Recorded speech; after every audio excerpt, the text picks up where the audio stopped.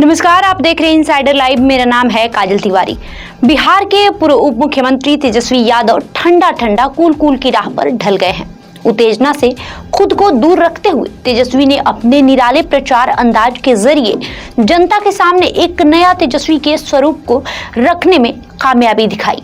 गजब का संतुलन रख रहे हैं।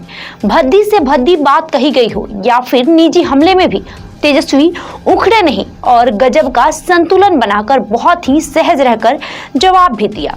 निरर्थक बयान को तो अपनी जुबान पर चढ़ने तक नहीं दिया। कटिहार की जनसभा में राजद पर हमला कर चुके नीतीश कुमार ने लालू यादव की निजी जिंदगी पर कटाक्ष करते हुए कहा था कि इतना बच्चा कोई पैदा करता है क्या।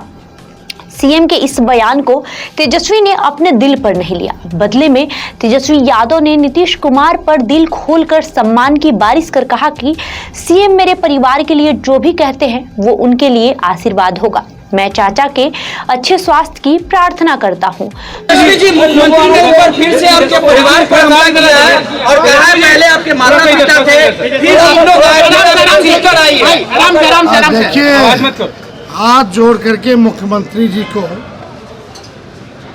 हम यही कहना चाहते हैं कि आप अभिभावक हैं, बुजुर्ग हैं, हम आपका सम्मान करते थे, करते रहेंगे।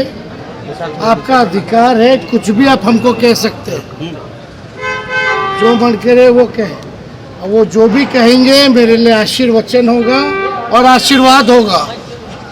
लेकिन बात ये है कि व्यक्तिगत बातें बोलने से क्या बिहार के लोगों को फायदा होगा? और व्यक्तिगत बातें जो हैं इस समय ऐसी बातें बोलनी नहीं चाहिए। हालांकि कुछ भी बोले, हम तो आशीर्वाद के रूप में आशीर्वचन ही मानेंगे, लेकिन चुनाव में मुद्दे जो हैं, मुद्दे भी बात होनी चाहिए। और किसी को इस तरह से व्यक्तिगत बात बोल करके बिहार के लोगों का ना बिहार का फायदा है, इससे फायदा किसका है? और ये लोकसभा का चुनाव चल रहा है और उनकी भाषण हम सुन रहे हैं आजकल, और इस भाषण में वो क्या बोल रहे हैं भाई? कौन उनको लिख करके दे रहा है, क्या बोल रहे हैं?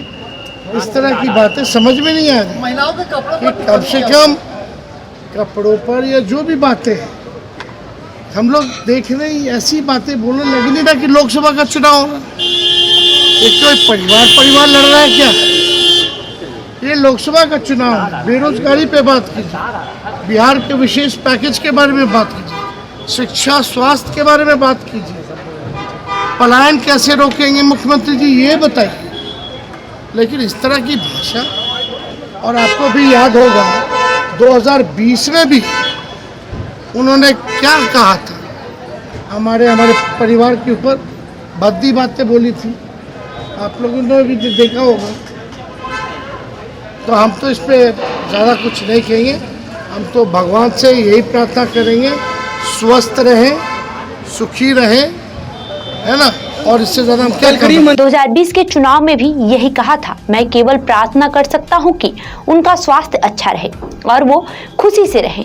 ये हमारी संस्कृति में नहीं है कि हम किसी ऐसे व्यक्ति को कुछ कहें जो हमारे लिए पिता तुल्य हो। तेजस्वी यादव ने ये कहकर चौंकाया कि नीतीश कुमार ने जितने निजी हमले किए हैं उन सब पर एक किताब लिखूंगा। इस किताब के जरिए नीतीश कुमार के चलाए हर तीर का जवाब दिया जाएगा।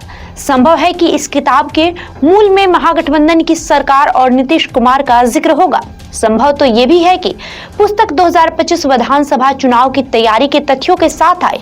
ऐसा इसलिए भी कि बकौल तेजस्वी समय आने पर इस किताब के जरिए एक एक चीज बताऊंगा। अभी लोकसभा चुनाव चल रहा है और इन सब बातों पर बात करने से बिहार और देश के लोगों को कोई फायदा नहीं है।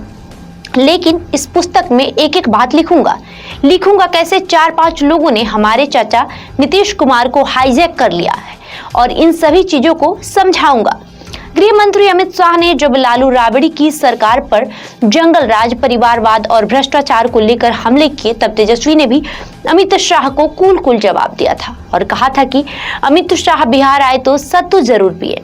सत्तू पीने से शरीर ठंडा और दिमाग शांत रहता है। वो बिहार के बारे में ज्यादा जानकारी प्राप्त कर सकते हैं। गर्म दिमाग से चुनाव प्रचार पर असर पड़ता है। बहरहाल आपका इस खबर को लेकर क्या राय है, हमें कमेंट जरूर करें। इसके साथ इस वीडियो को लाइक करें, शेयर करें, हमारे YouTube चैनल को सब्सक्राइब करें। धन्यवाद।